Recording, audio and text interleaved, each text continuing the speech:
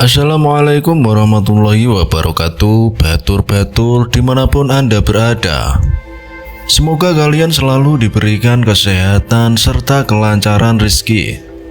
Kembali lagi bersama saya Ibra di channel YouTube Ruang Singup.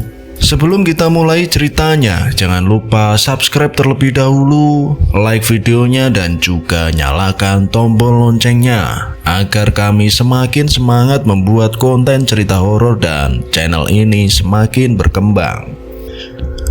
Malam itu Sabtu Pahing pertengahan Juni tahun 1990, bau minyak wangi serimpi masih tercium semerbak di ruang tengah. Ruangan di mana tadi jenazah bapak direbahkan.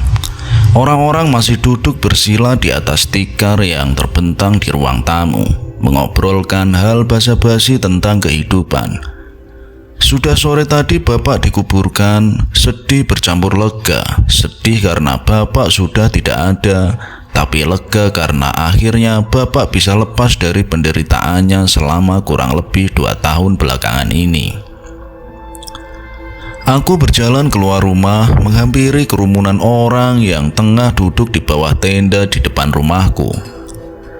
"Rene, Ker," panggil Naryo, kawan sebayaku yang sedang duduk di ujung. Sambil menghela napas panjang, aku berjalan menghampiri dan duduk di sampingnya. "Sing sabar ya," ucapnya sambil sedikit memegang bahuku.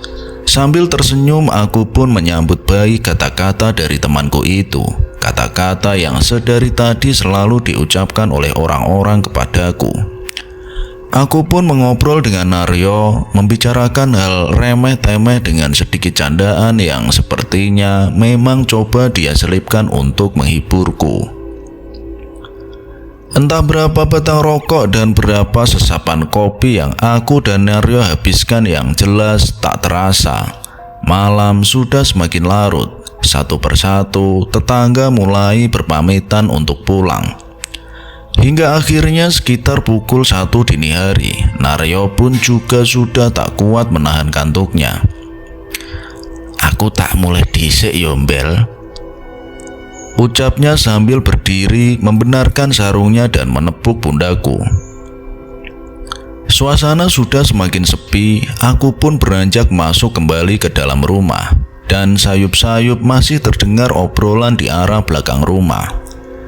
Suara Pak Dekarjo dan Lek Minto, kakak dan adik mendiang bapakku.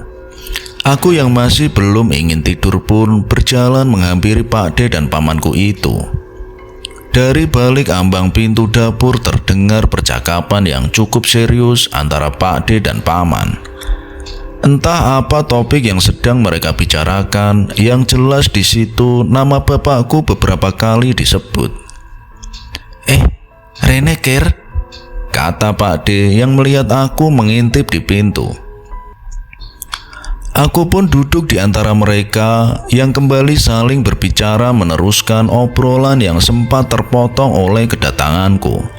Ku ambil sebatang rokok milik Pak De dan kunyalakan seraya menyimak obrolan mereka. "Ojo aku, Mas, aku gak wani. Keris kuwi kudu diwenehke ning wong sing wis dimandati," kata Lek Manto menanggapi salah satu pernyataan Pak Dekarjo. Sesaat batinku berpikir, jangan-jangan keris ini milik bapak ya. Batinku yang semakin memperhatikan perbincangan Pak De dan paman. "Yo nek ngono berarti yo Sukirno," ucap Pak De sambil membalik memandangiku. "Nopo Pak De?" jawabku. "Iku lho, keris nggone Mbah Kakung sing diwariske ning bapakmu. Miturut piweling, iku kudu kowe sing nggawa," kata Pak Dekarjo yang langsung aku sanggah. Boten Pak De, kula mboten ajeng urusan kalih barang kados ngoten," ucapku menolak tawaran dari Pak De. "Nanging iki dawuh nang, dawuh saka swargi Mbah Kakung. Kata Pak D kembali menegaskan mendengar kata Mbah Kakung disebut membuatku sedikit berpikir dan kembali mengingat sosoknya yang sangat hangat dan flamboyan menyayangiku. Di sini aku pun tak bisa menolaknya dan belum juga mengiyakannya. Dengan beralasan mengantuk, aku pun meminta izin ke Pak D dan pamanku itu untuk masuk ke dalam kamar. Sebenarnya hanya untuk keluar dari perbincangan ini saja. Lagi mau bapakku ora ono, sing dibahas wis sing ora-ora, koyok gak ono dino wae. Gerutuku dalam hati sambil berjalan menuju kamar. Saat aku berjalan, sempat kulihat dari luar pintu kamar ibu yang sedikit terbuka. Tampak di sana ibu sudah tertidur bersama Bude, istri Pak Dekarjo di sampingnya. Ku tengok dia sebentar dan aku pun kembali berjalan masuk ke kamarku. Aku merebah memandangi langit-langit kamar, merangkai kenyataan yang masih seperti mimpi. Beberapa detik kadang aku terlupa jika bapak sudah tidak ada.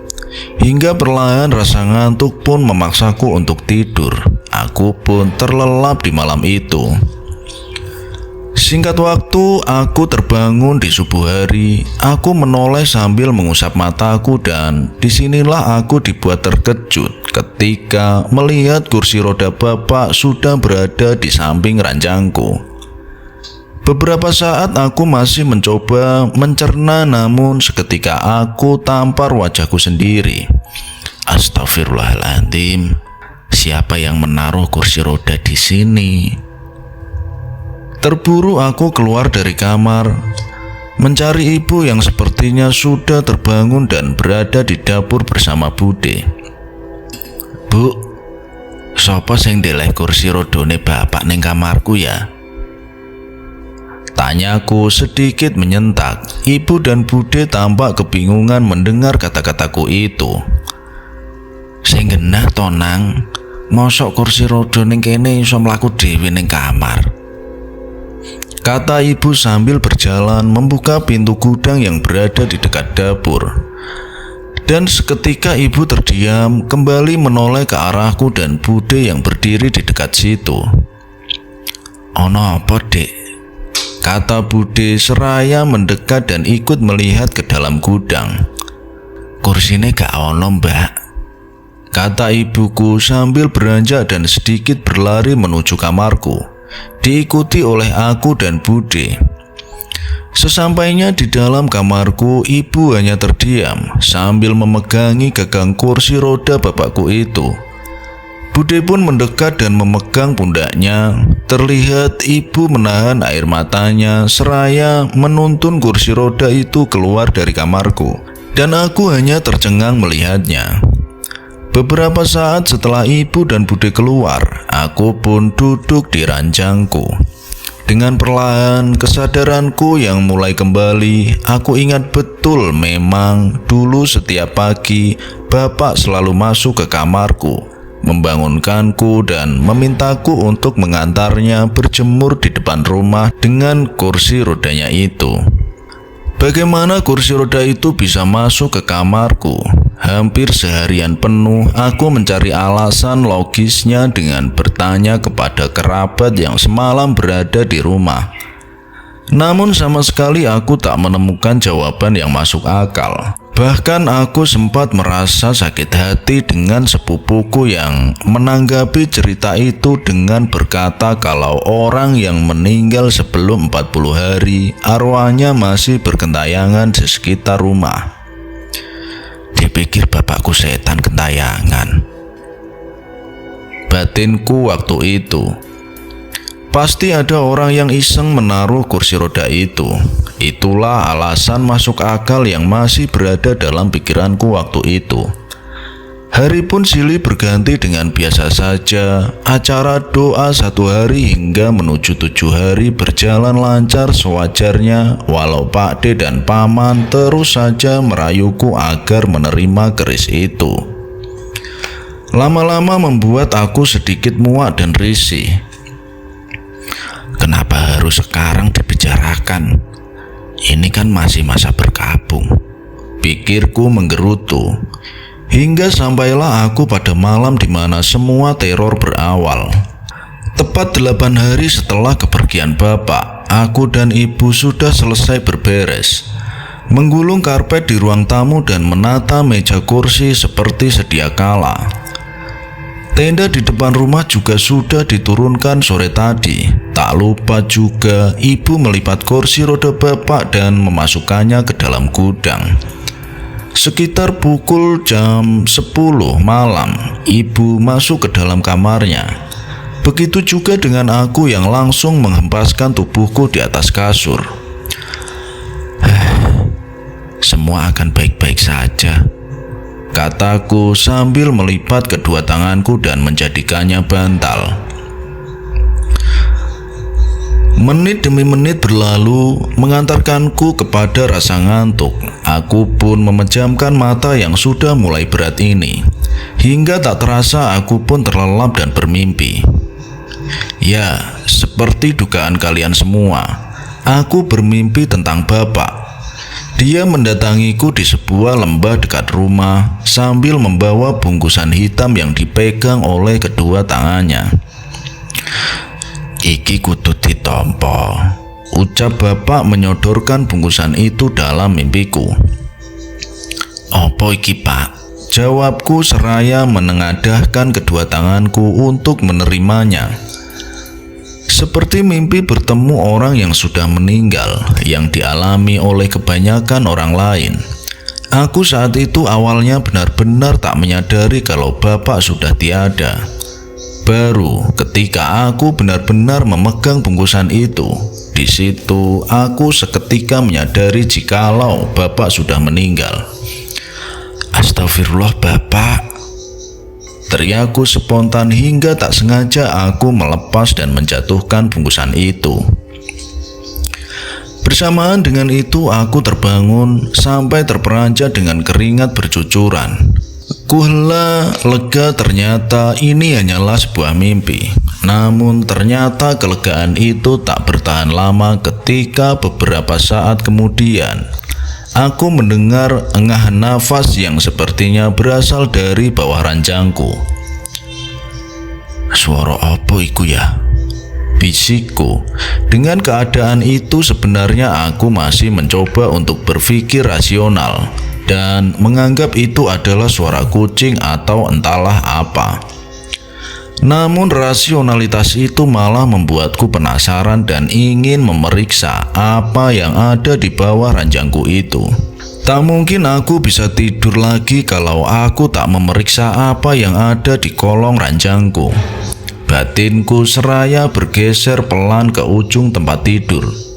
Suara engahan nafas tak bertuan itu masih terdengar, seakan-akan memaksaku untuk memeriksanya. Perlahan aku pun turun dari ranjangku dan memeriksa sumber suara itu. Dan apa yang aku lihat? Wajah yang sangat kukenal muncul tengkurap dari bawah kolong ranjangku. Ya, itu bapak.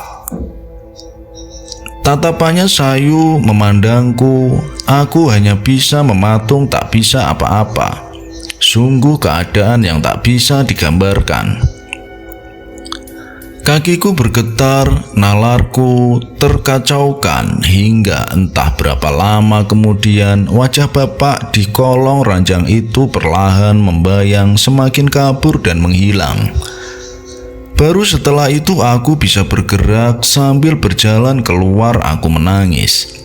Ingin teriak namun tak bisa. Langkahku terasa sangat berat. Dengan sekuat tenaga aku berjalan menuju kamar ibuku dan ku ketuk dengan sisa-sisa tenagaku.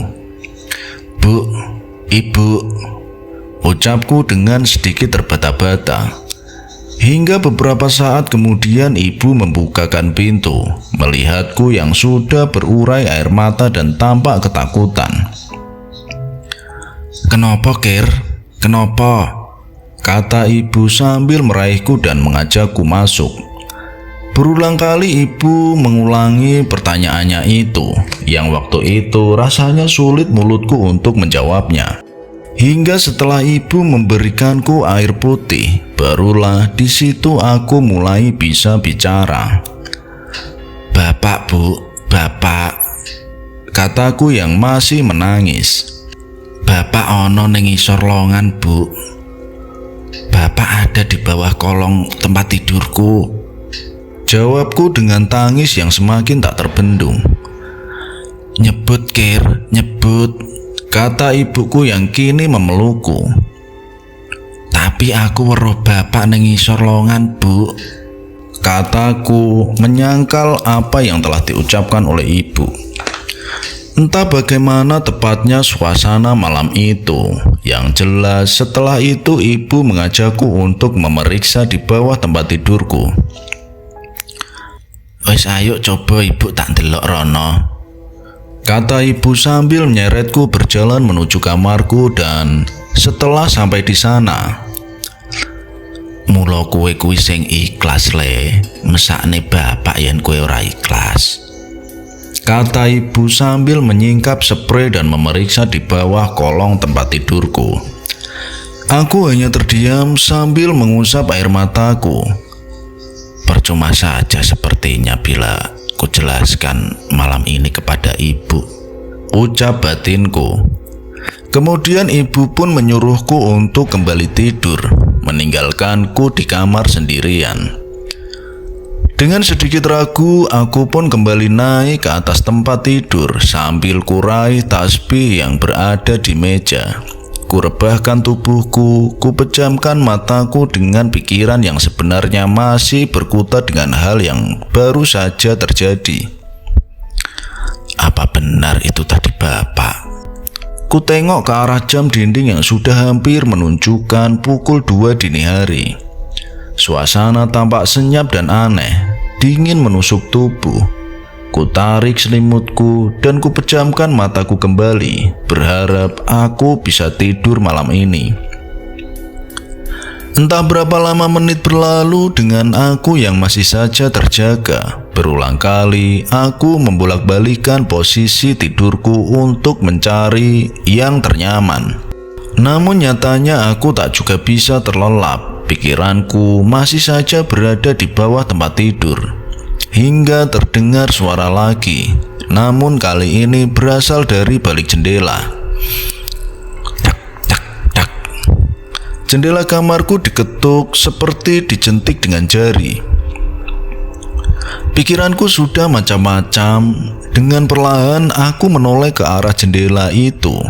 Di sudut kiri kamarku, yang jendelanya hanya bertiraikan dengan kelambu. Ketukan itu terdengar kembali, dibarengi dengan bayangan hitam yang berdiri di belakangnya. Aku tak begitu yakin karena memang suasananya agak gelap. Namun ketika bayangan hitam itu mulai semakin mendekat di balik kaca, semua tampak jelas.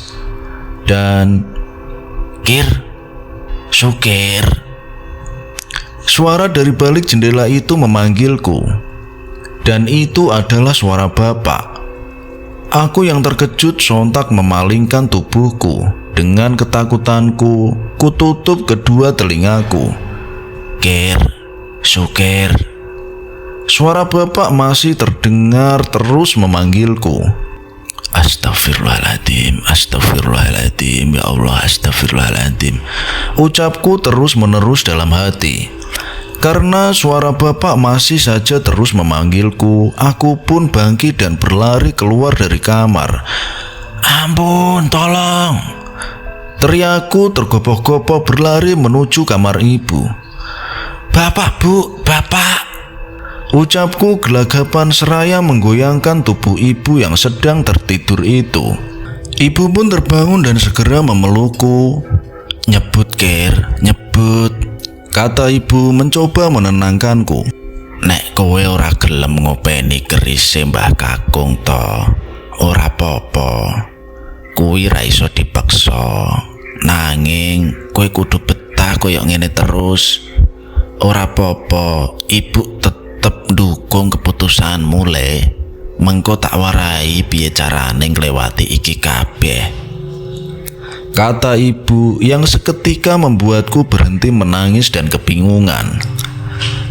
Malam itu pun aku tidur bersama ibu dengan perasaan dan pikiran yang masih kacau. Akhirnya aku pun terlelap di pelukan ibu dan bak masa kecil dulu.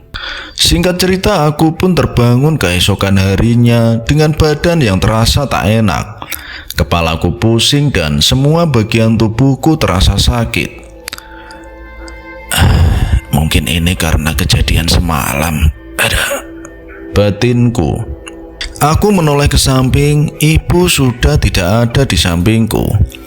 Oh, ibu sudah bangun duluan, batinku seraya bangkit dengan payah dari tempat tidur. Samar-samar aku mendengar suara orang yang tengah berbincang. Sepertinya itu Pak Dekarjo dan Lek Manto yang sedang mengobrol dengan ibu di ruang tamu. Ngobrolin apa sih mereka? Pasti tentang keris itu lagi, batinku yang kembali duduk di atas tempat tidur karena tak tahan dengan pusingnya kepalaku.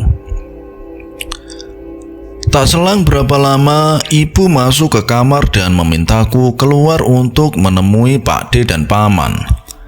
Dengan sedikit papah aku keluar kamar, berjalan menuju ruang tamu dan duduk di hadapan Pak Dekarjo dan Lek Minto. Sebuah keris tergeletak di atas meja dengan kain putih yang menutupi seluruh bagiannya. Iki keris Kir, ucap Pak D dengan pandangan yang memohon.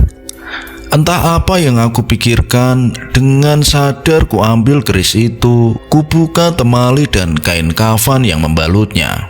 Bau minyak lenik mencuat membaur seisi ruangan. Dengan agak gemetar, ku cabut bilah keris itu dari sarungnya. Ku pandang setiap balik sisinya dan dengan aneh mendadak tubuhku bercucuran dengan keringat. Aku menyadari tubuhku yang tadi terasa sakit kini tak lagi. Begitu juga dengan peningku yang begitu saja menghilang. Karena aku merasa aneh, ku lemparkan kembali keris itu di atas meja tanpa menutup bilahnya. Piye? Apa sing mbok rasakne, Kir? Tanya Pak D kepadaku. Aku masih ragu untuk menjelaskan apa yang aku rasakan saat itu. Kualihkan saja dengan aku yang bercerita tentang kejadian semalam. Pak D, Paman, dan Ibu tampak mendengarkan ceritaku dengan seksama. Yang di akhir aku tutup dengan pertanyaan. Apa harus aku yang merawat keris ini? Tanyaku. Persis kuwi, persis, kata Lek Manto yang terdengar tak nyambung dengan pertanyaanku tadi. Persis meripun, Lek? Tanyaku sambil mengerutkan dahiku. Yo persis kaya sing dialami bapakmu kek biyen pas meh oleh titah keris iki, ucap Paman yang berlanjut dengan ceritanya. Ternyata dulu bapak juga seperti aku, sempat tak mau menerimanya dan mengalami gangguan hampir mirip dengan apa yang aku alami. Apa aku terima saja ya mandat ini? Pikirku setelah mendengar sepenggal cerita dari Lek Minto itu. Namun belum sempat aku menjawab, ibu kemudian menyela. Tapi iki yo ora iso dipaksa to. Apa ora iso iki sampean-sampean wae sing ngopeni? Tanya ibu yang mulai sedikit emosi. Ora iso, Dik. Ora iso. Iki wis mandat turun temurun. Nek masalah ngrumat, mengko aku karo Minto melu ngopeni. Nanging keris iki kudu ana sing waris dhisik sadurunge 40 dina. Jawab Pak D. Nanging supir iki ame kuliah tahun ngarep. Nek dekne dadi dukun, apa ora keganggu sekolahe? Aku sing ngadepi tahunan yo. Mas Parman diparani uwong ameh njaluk tulung ora ngerti wayah. Kadang tengah wengi Iya nek do ngekei duit, paling gula karo kopi, kata ibu yang tidak setuju. Pisan meneh Mbak Yu, iki mandat keturunan keluarga Sosro Miharjo. Mas Parman kuwi dudu dukun Mbak, mung wong sing dimandati keluwihan gawe nulungi wong liya. Nek masalah upah utawa duit iku pancen aturane ora oleh nampani. Lah wong iki ilmu ikhlas, bayarane yo ganjaran lan keberkahan. Kata paman kini berbicara. Satu fakta yang belum aku ceritakan di awal adalah sedikit berubahnya bapak setelah Mbah Kakung meninggal, mungkin sekitar 4-5 tahun yang lalu. Beliau mendadak sering didatangi oleh orang-orang yang dalam tanda kutip ingin meminta pertolongan dengan cara yang tak lazim. Dari orang sakit, orang kesurupan, sampai orang-orang penting. Aku tahu itu. Aku juga tahu Mbah Kakung dicap sebagai orang pintar. Dan bapak bisa jadi juga seperti itu. Tapi aku dulu tak peduli. Bukan secara harfiah, tapi memang aku tidak ingin tahu saja dan sama sekali tak tertarik. Berarti biyen bapak nggih ditekani Mbah Kakung kados kula. Napa mripun? Kataku di sela-sela perdebatan antara Lek Minto dan ibu. Perdebatan pun berhenti sejenak dengan Pak De yang menanggapi pertanyaanku itu. Yang pada intinya mau ataupun tidak, aku harus menerima ini. Obrolan pun berakhir buntu dengan ibu yang masih kekeh tidak setuju aku menerima mandat ini. Dan sebagai anak yang nurut kepada orang tua, aku pun tidak mengiyakannya. Nek ibu mboten kersa, kula nggih mboten saged nampi. Pungkasku mengakhiri pembicaraan itu. Hingga tak selang beberapa lama, Pak De dan Paman pun pulang, membawa kembali keris itu dengan pesan di akhir yang mengatakan, cepat atau lambat, aku mau tak mau pasti akan menerima keris itu. Waktu menunjukkan pukul 10 pagi, ibu menyuruhku untuk mandi dan setelah itu kita makan bersama. Emang ibu ono duit gawe nguliahke aku? Tanyaku kala itu di atas meja makan. Insya Allah ono Le, tabungane bapak kuwi lumayan akeh. Cukup lah nggo nguliahke kue karo nikahanmu kue besok. Pensiunan yo isih nampa kok ben sasi. Jawab ibu sembari menyuap nasi ke dalam mulutnya. Aku pun mengangguk sejenak dan kembali makan. Terlintas keraguan dalam pikiranku tentang omongan Pak De tadi. Perihal sosok yang menyerupai bapak itu yang akan terus datang. Opo aku kuat yo Bu, nek sing koyok mau bengi kae kejadian meneh? Tanyaku kepada ibu. Kuat Le, kowe kudu kuat. Imanmu kudu tetep. Nek pengen kowe ngerti, sing mau bengi nemoni kowe kae, ibu yakin iku dudu bapak. Mung jin sing ngejawantah dadi janate bapakmu. Wong sing duwe iman mesti ngerti iku. Kata ibu yang mulai sedikit menguatkanku. Makan pun selesai, ku bawa piring bekas makananku ke dapur. Dan setelah itu aku bersantai di belakang rumah sambil menyesap kopi dan menghisap rokok. Sambil melamun dan menikmati, ingatanku mulai merangkai runtutan kejadian semalam. Kok bisa begitu ya? Batinku yang masih belum menerima nalarku. Kalau tadi malam aku melihat sosok yang menyerupai almarhum bapak mendatangiku, memanggil-manggil dan seperti menerorku.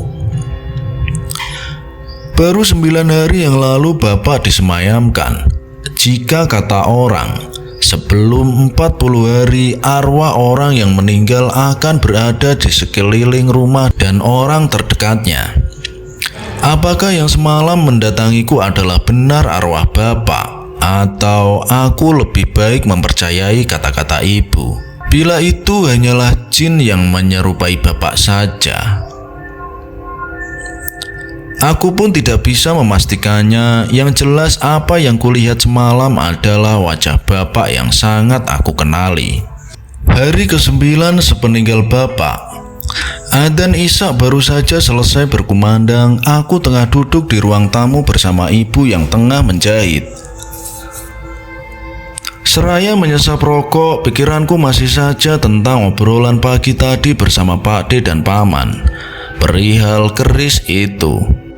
Rokoke kuwi dilongi le, durung nyambut gawe kok ngerokoke banter ngono, kata ibu tiba-tiba membuyarkan lamunanku. Yo ora apa-apa to Bu, sing penting ning omah timbang umpet-umpetan. Jawabku sambil bercanda. Oh, cah gendeng. Kuwi obate diombe dhisik ben menggo turune iso kepenak. Jawab ibu sambil menunjuk obat di meja yang tadi baru saja ia beli.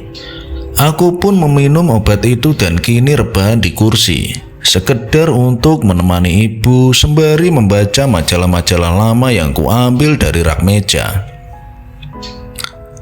Menit pun berganti jam, efek obat yang aku minum membuatku merasakan kantuk. Kusingkap majalahku sebentar untuk melihat ibu yang masih belum selesai menjahit. Inginku masuk ke kamar dan tidur, tapi rasanya tak tega meninggalkan ibu sendiri di ruangan ini. Aku tak ngliyep sik ya Bu, mengko nek ibu wis rampung, aku digugah.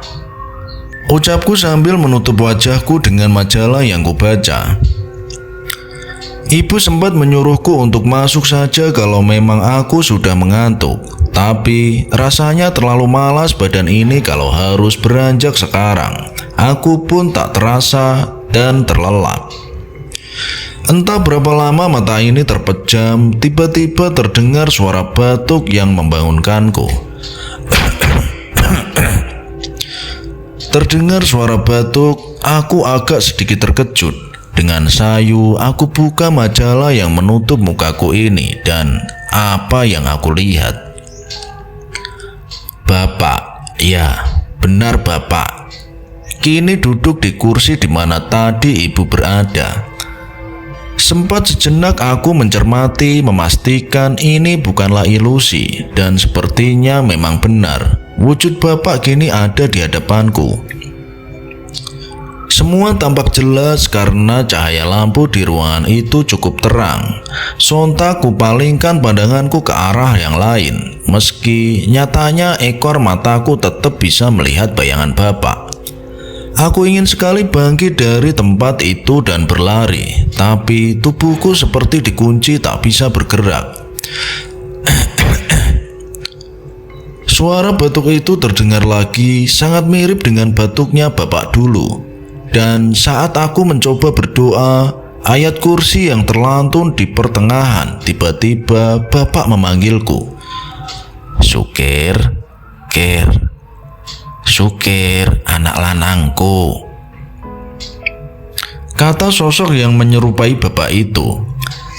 Panggilan itu seketika membuatku berhenti berdoa, terkejut dan seperti tersentak ludah sendiri. Aku terbatuk hingga jatuh dari kursi dengan mataku yang masih sengaja aku pejamkan. Sukir, Kir, Sukir. Panggilan itu kembali terdengar. Di sini aku yang sudah tak kuat mulai berteriak minta ampun. Ampun Pak, ampun. Karepmu piye Pak? Teriakku sambil menangis dan menganggap bahwa sosok itu benar-benar adalah bapak. Tampaknya teriakanku ini didengar oleh ibu yang segera datang menghampiriku, yang ternyata baru saja dari kamar mandi. Nyebut Kir, nyebut, kata ibu yang melihatku tertengkurap di lantai ketakutan.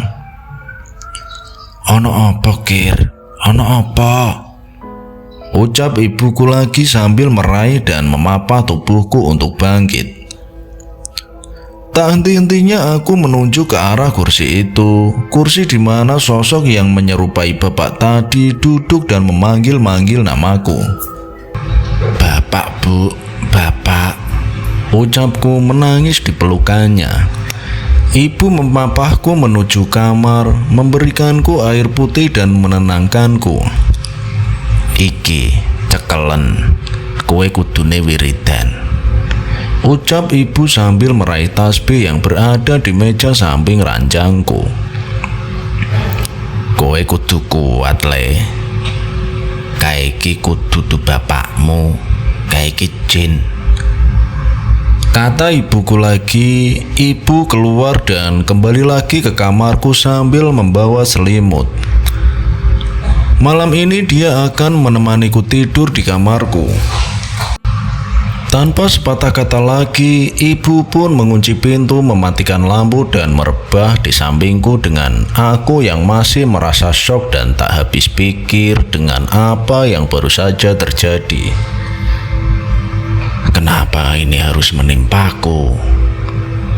Batinku sambil menyerongkan tubuhku ke arah ibu yang membelakangiku. Jam berapa ini ya? Batinku seraya bangkit dan mengamati jam dinding kamarku yang ternyata menunjukkan pukul 1 dini hari. Aku pun kembali merebah dan mencoba untuk memejamkan mata. Tapi setelah apa yang aku alami tadi, tentu tak semudah itu aku bisa tertidur.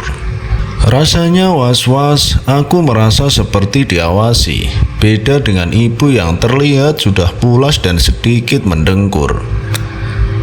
Tetap ku coba memejamkan mata sambil berzikir. Hingga beberapa saat kemudian, cerak. engsel pintu kamarku bergerak disusul dengan suara orang yang memanggilku. Kir, Sukir. Dok. Kir, Sukir. Itu adalah suara ibu yang memanggilku. Suaranya terdengar panik dan ketakutan. Kir, Sukir. Bukano pintune, Kir. Kata ibu tak begitu keras dari luar kamarku. Seketika aku tersentak. Tubuhku gemetar kebingungan. Kalau di luar adalah ibu, lantas siapa yang berada di sampingku ini? Batinku dengan rasa penuh ketakutan. Di sisi lain aku mendengar suara ibu memanggilku dari luar. Namun dalam bersamaan ada seseorang yang tadi aku yakini sebagai ibu yang tidur di sampingku dengan bertutup selimut. Kir, Sukir. Buka pintune, Le. Dok. Ketuk suara ibu dari luar. Ibu yang berada di sampingku tak bergeming, masih saja tidur mendengkur di sampingku. Mulai muncul keraguan dalam diriku. Apakah ini benar-benar ibu? Dalam batinku bergumam. Dengan sisa-sisa keberanian, aku coba untuk membangunkan ibu yang berada di sampingku. Ku tepuk tubuh itu. Bu. Ucapku seraya tanganku menyentuh tubuhnya. Dan beberapa saat kemudian, ibu pun menjawab tanpa memalingkan badannya. Apa to, Kir? Ucapnya dengan suara bapak. Pikiranku seperti hilang sejenak. Aku terperanjat mundur memepet tembok. Astagfirullahaladzim. Ucapku terbata gemetar. Sosok ibu yang bersuara bapak itu kini menyingkap selimutnya. Dengan perlahan, wujudnya berubah. Ia berdiri dan menoleh. Suasana memang gelap, tapi aku cukup bisa melihat wujudnya. Sukir, ucapnya. Ya, suara bapak, tapi tidak dengan wujudnya yang hitam dan besar. Sosok itu kini berdiri di depanku dan terus memanggil-manggil namaku. Kini aku hanya bisa berteriak, sementara ibu yang sepertinya mendengar teriakanku kini tampak semakin kencang menggedor-gedor pintu. "Buka nak, buka Ger, buka!" teriak ibu dari luar kamar. Aku yang ketakutan kini menutup mataku seraya terus-menerus berteriak memanggil ibu. "Tolong bu, tolong!" kataku meringkuk di sudut tembok. Sempat terdengar ibu yang sepertinya ingin mendobrak pintu, hingga perlahan pendengaranku mulai pengang. Tak ada lagi yang bisa kudengar selain suara bapak yang keluar dari sosok itu, menggema di telinga dan kepalaku. Suasana yang gelap itu juga perlahan semakin menggelap, sampai benar-benar gelap gulita. Aku pun kemudian tak sadar diri. Entah berapa lama itu, yang jelas ketika aku kembali tersadar, masih di tempat yang sama ada ibu, Pak Dekarjo dan Lek Minto di situ. Langit sudah tak gelap lagi. Sepertinya aku terbangun di keesokan harinya. Wajah ibu yang pertama kali kulihat, matanya sembab seperti orang yang terlalu lama menangis. "Alhamdulillah," kata ibu yang saat itu terdengar ketika aku membuka mataku. Lek Minto tampak menghela nafasnya, begitu juga dengan Pak Dekarjo yang kini mendekatiku dengan memegang tanganku. "Piye iki apike Yu?" ucap Pak D menoleh ke arah ibuku. Ibu pun terdiam sejenak, menghela nafasnya dan berkata, "Aku saiki manut Kang, manut sukir wae, bocahe gelem apa ora," jawab ibuku dengan wajah pasrah. "Nek sekirane bakal mbebayani, rapopo Kang, ditampa wae," kata ibu lagi sambil mengelus kepalaku. Aku yang baru saja sadar tentu masih memproses pembicaraan itu tanpa bisa aku jawab. "Piye Ger, ibumu wis ngizinke. Saiki kue gelem apa ora? Nek gelem syukur, tapi nek kue pancen ora gelem ya ora apa-apa. Nanging kudu dilawan. Mengko aku melu ngewangi. Nanging totoane nyawane Pak D karo Pak Lekmu iki," kata Pak D dengan wajah pakemnya. Mendengar itu aku langsung bangkit dan terduduk. Apa-apaan ini? Bisa-bisanya aku terjebak dengan takdir yang seperti ini. Batinku gundah, dan beberapa saat kemudian aku pun menjawab dengan satu kata, "Nggih," kataku seraya menganggukkan kepalaku.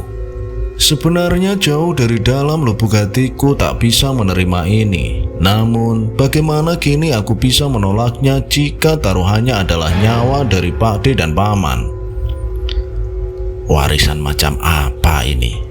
Gerutuku dalam hati. Ibu juga sempat terkejut ketika mendengar semua ini bisa membahayakan nyawa seseorang. "Apa bener koyok ngono Kang?" tanya ibu kepada Pak Dekarjo dan Lek Minto. "Ya awak dhewe kan pengine sokir iso nampa iki tanpa syarat to Mbak Yu. Ora nganggo dipeksa. Nek iso milih, aku karo Mas Karjo sak tenane ya ora pengen maksa sokir. Nanging ket awal deknen ki milih sukir Mbak. Koyok mbiyen pas waktu iku Mas Parman wis dadi pilihan," ucap Lek Minto. "Mas Parman yo ngerti iki, deknen yo wis tau kondo karo aku. Ra pengen sukir nerima mandat iki, wong pancen abot," kata Lek Minto melanjutkan percakapannya. Setelah itu tak ada lagi perdebatan. Yang ada hanyalah wajah-wajah pasrah. Sejenak suasana menjadi hening dan ibu pun mengajak aku, Lek Minto dan Pak Dekarjo keluar dari kamar itu beberapa saat kemudian. Ayo Kang, Dik, dirembuk ning jaba, ucap ibuku sambil terus mencerna fakta mengejutkan ini dalam benakku. Aku bangkit memaksa tubuhku yang lemas ini berjalan keluar dan duduk di ruang tamu bersama mereka. Suasana tampak canggung, tak ada yang mau memulai pembicaraan. Pak De mengeluarkan keris itu, masih dengan tampilan yang sama, berbalut kain putih. Setelah meletakkannya di atas meja, Pak De kemudian terdiam, seperti tengah merangkai kata untuk berbicara. Setelah aku tunggu beberapa saat, aku yang mulai tak sabar pun kini berkata, "Terus pripun iki?" tanyaku. "Ya, kowe ikhlas to, Kir? Ikhlas tenan to, Le?" tanya Pak D. Pertanyaan itu sulit aku jawab karena keraguan kuat yang masih bertahan dalam hatiku. Tapi mengingat aku tak bisa menolaknya lagi, aku pun akhirnya berkata, "Nggih Pak D, kula pun ikhlas." Jawabku terjeda beberapa saat. "Kudu ikhlas tenan lho iki ora guyon." Tandas Pak D kembali. "Nggih, saestu Pak D, kula pun ikhlas." Jawabku seraya menganggukkan kepalaku.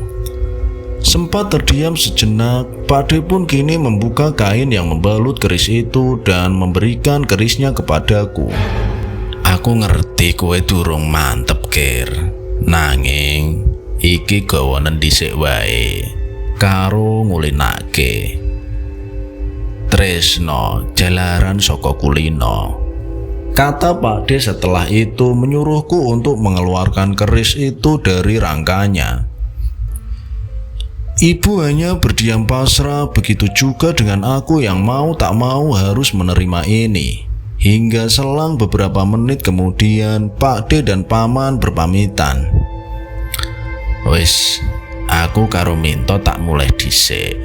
Sesuk nek wis wektune aku bakal mrene meneh," kata Pak D. Tinggallah ibu dan aku di rumah itu dengan wajah-wajah yang tampak bingung harus bagaimana. Setitik harapan ada dalam pikiranku. Semoga tak ada lagi kejadian yang aku alami setelah aku menerima ini. Pagi itu aku pun mandi, sarapan dan setelah itu pergi keluar rumah untuk mendinginkan kepala. Satu-satunya tujuan yang terbersit saat aku keluar adalah Naryo, teman sebayaku yang untuk saat ini paling bisa kutemui. Aku berjalan menuju ujung desa dekat pematang sawah yang terdapat 2 buah kolam ikan. Disitulah Naryo sehari-hari biasanya beraktivitas di kolam ikan lele miliknya. Terlihat dari jauh, Naryo tengah melempar pelet ke dalam kolamnya. Rene Kir, Rene!" teriak Naryo dari jauh ketika melihat kedatanganku.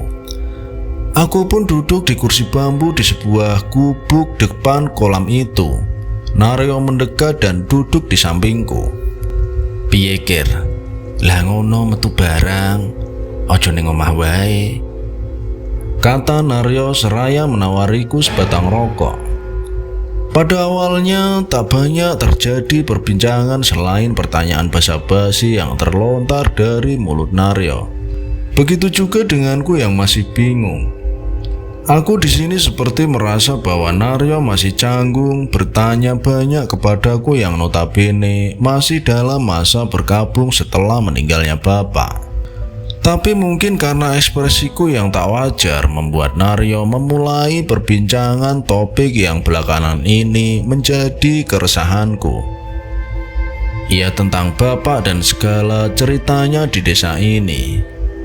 "Kowe mesti oleh tinggalan akeh yo saka bapakmu," Kata Naryo sungguh pembuka obrolan yang cukup aneh.